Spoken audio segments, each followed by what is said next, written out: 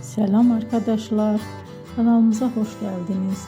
Bu videoda Hande Erçel'in hayatındaki zor ama önemli bir dönemden bahsedeceğim. Hande Erçel hayatı boyunca ailesine bağlı biri olarak biliniyor. Özellikle annesi Aylin Erçel onun için büyük bir ilham kaynağıydı. Ne yazık ki 2019 yılında annesi uzun süren bir hastalık sonrası hayatını kaybetti. Bu olay Hande Erçel'in hayatında derin bir iz bıraktı.